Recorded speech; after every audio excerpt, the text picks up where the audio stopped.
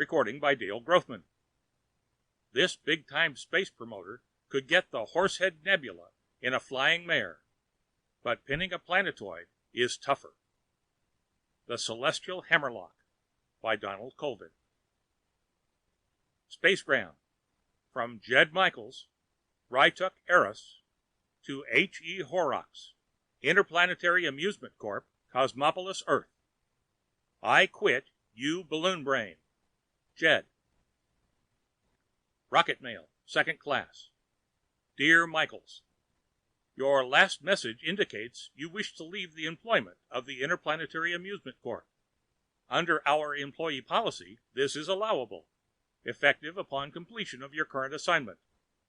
Under precedent set as long ago as 2347 AD, the company will even pay the cost of your message of resignation. However, the words, "you balloon brain," do not seem a necessary part of the message, and will be deducted from your salary. Furthermore, I have a few words of my own to say. You march straight into my office, Michaels, just as soon as you get back from Eros. Eros? What the hell are you doing on Eros? Horrocks. Rocket Mail, First Class. Mr. H.E. Horrocks. Dear Balloon Brain, if you paid a little more attention to your office and less to the golf course on Venus, you'd know what I'm doing on Eros. I got here 2 days ago via Mars with a herd of 6 wrestlers in accordance with your own written memorandum. We were to appear at an Aurochs club smoker. Upon arrival, I found that no preparations had been made for us, and nobody knows anything about the Aurochs Club. People here are nuts. They talk in 6-syllable words, and their idea of a good time is to sniff flowers and do 5-dimensional calculus. They have less use for wrestlers than I have for you. Michaels. Rocket Mail, Second Class. Michaels, you nitwit. That wasn't Eros, you idiot. You were supposed to go to Erie, Pennsylvania, right here on Earth. If you remember even your 6th grade solar system history, you would know that the planetoid Eros was settled in 2141 by a group of longhairs headed by Professor M.R. Snock, a philosopher with a dozen university degrees. He wanted to show that war, crime, and all forms of violence would disappear if people thought only beautiful thoughts. The planetoid is lousy rich with iridium ore, and people keep in luxury selling it to space freighters. They spend their time being gentle and thinking beautiful. There hasn't even been a spitball thrown there in 8 generations. A fine time for you to show up, malahooting 6 wrestlers with no foreheads. You're lucky they haven't thrown you in jail. Horrocks.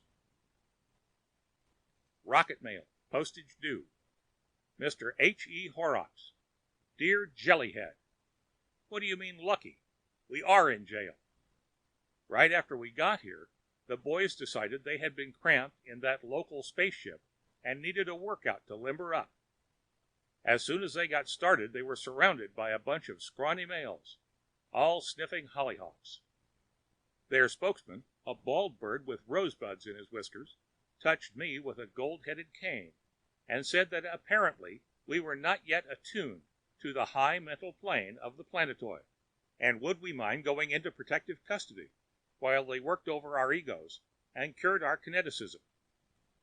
I said suppose we wouldn't.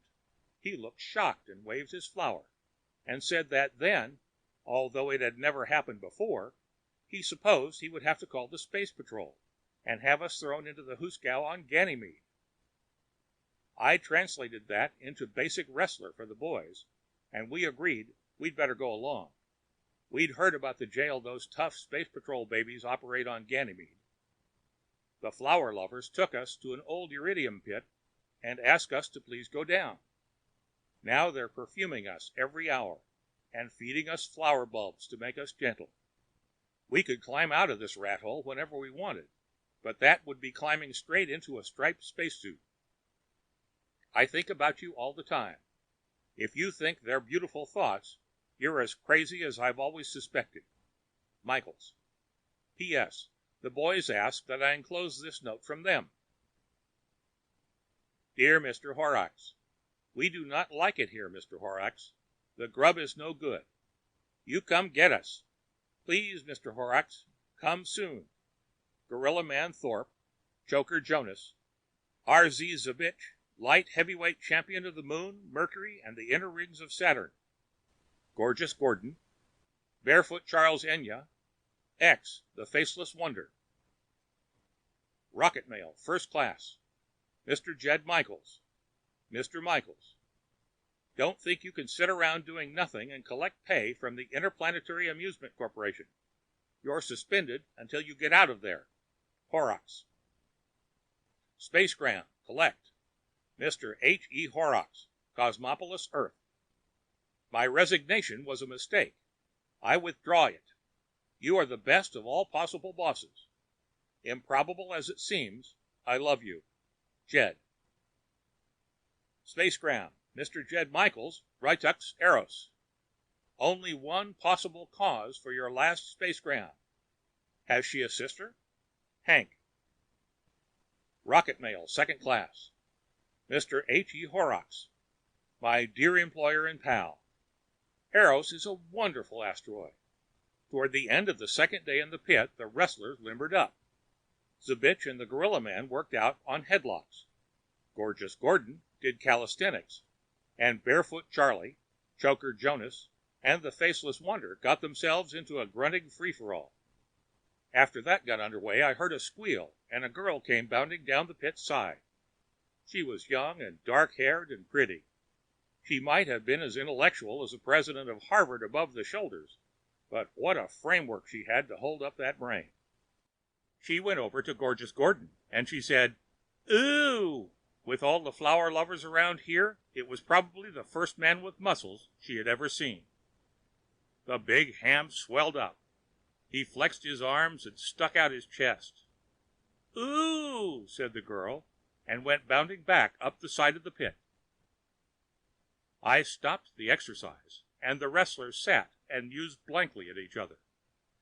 In a few minutes, our little visitor was back again. With her were about a dozen pals, differing in details, but resembling her in the important points. The leader was a tall, brown-haired, gray-eyed girl, with a face where intelligence fought a losing battle with a dimple. The others helped her down the pit side as if she were something fragile and precious, like maybe a new bottle of perfume. Then our pals went back to Gorgeous Gordon. "More ooh," said the girl guide. You know how wrestlers are. They'll slap each other silly to get the cheers of 4 kids on a street corner, or commit mayhem for a purse big enough to buy a ham hock. In 5 seconds, we had going on one of the finest wrestling matches in the history of good, clean sportsmanship.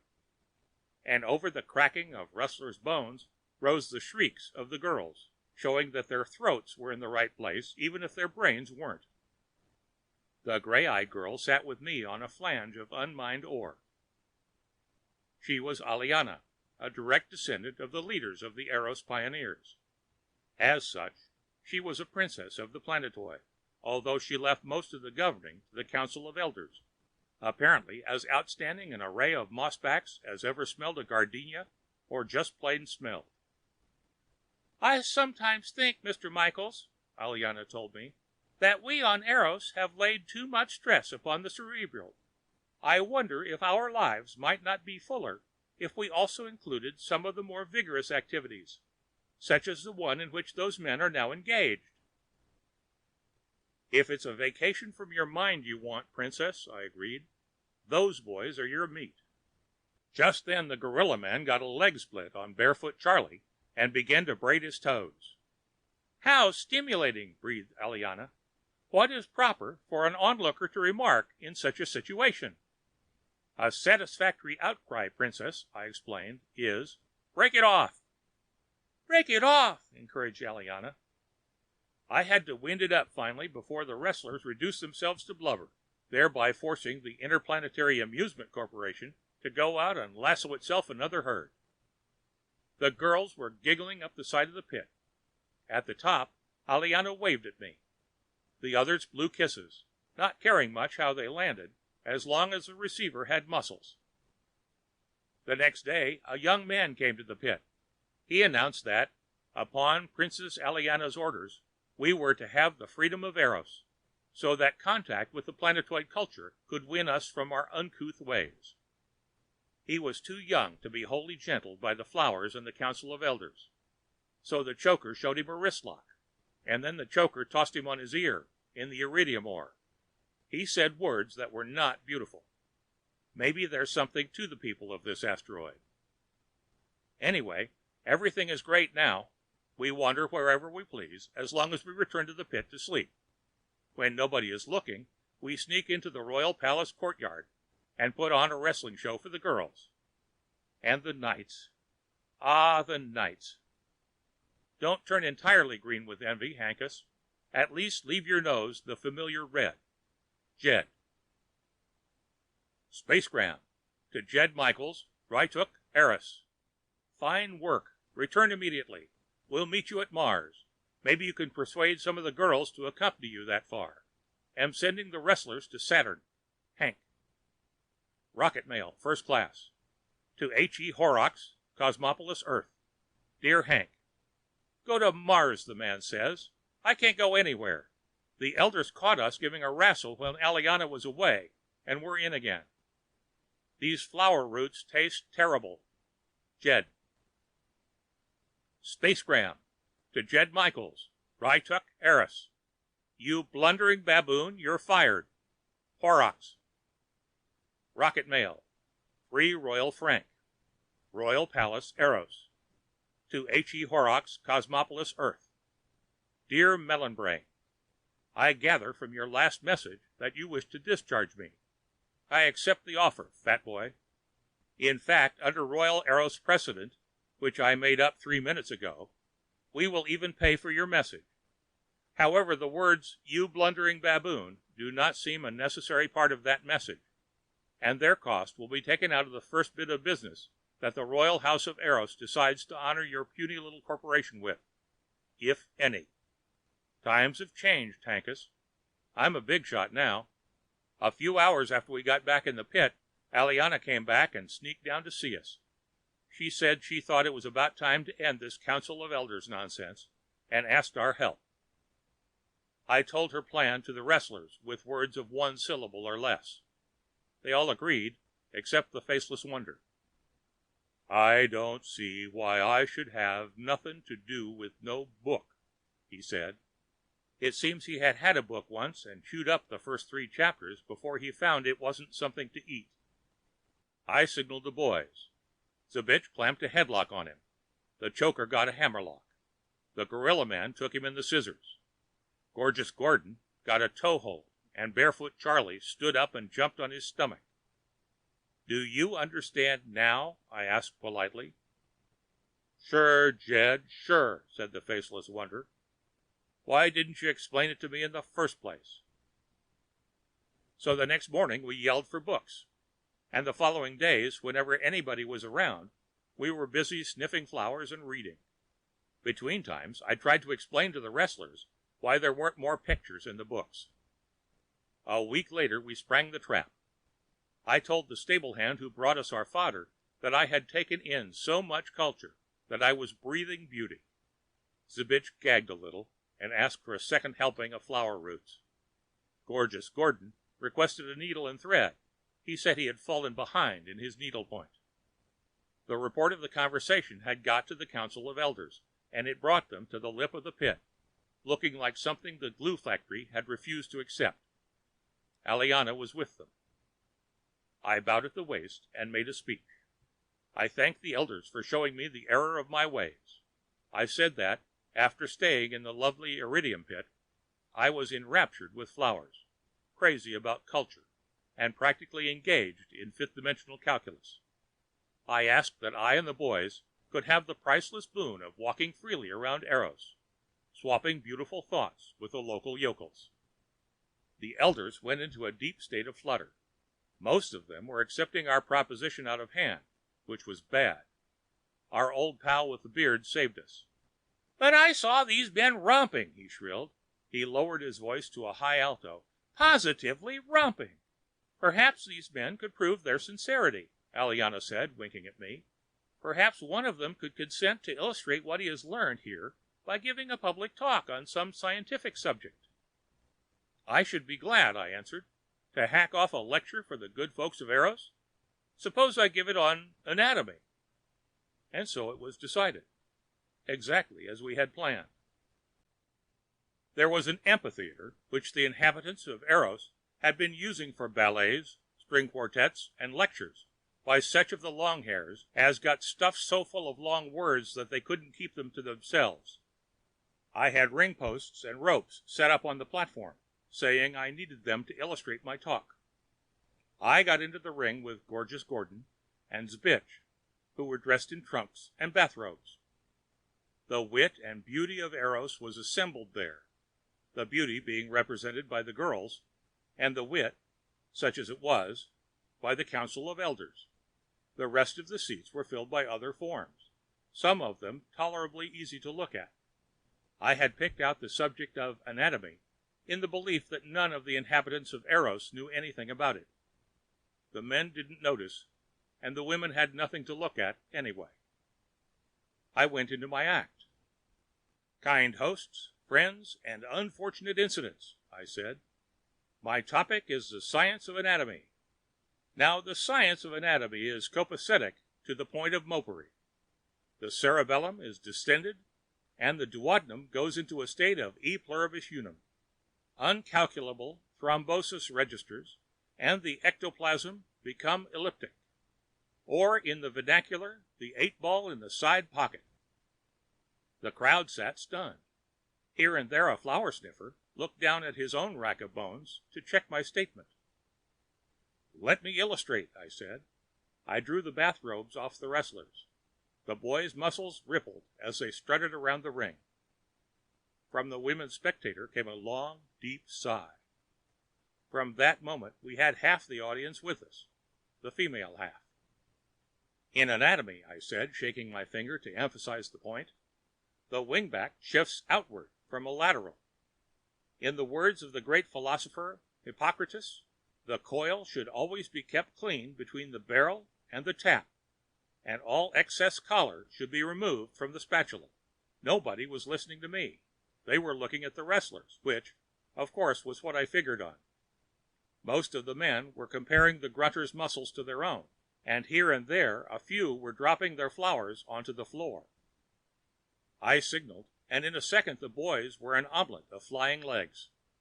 The crowd gasped, then leaned forward intently. The shrieking began when Gordon got a headlock on Zbich.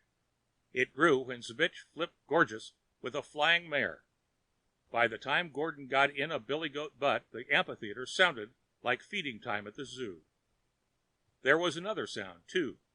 Old Whiskers was trotting down the aisle shrieking, "This is romping! Mere romping!" I signaled, and the boys stopped.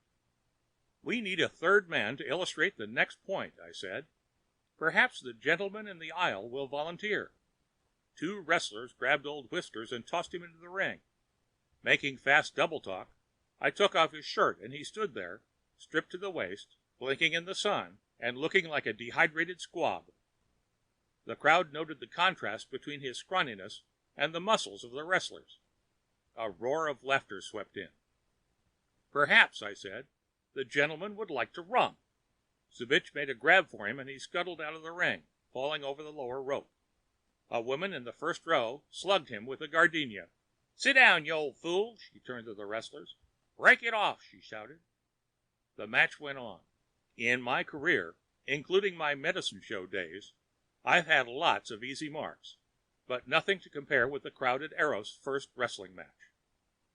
When Gorgeous took the first fall with the body scissors, they went mad. When Zbich evened it up, they went hysterical. When Zbich took the deciding fall, they were delirious. And at the end of the match between Choker Jonas and the Faceless Wonder, they were reduced to jelly. We had to call off the third match for fear we would have to take them home in jars.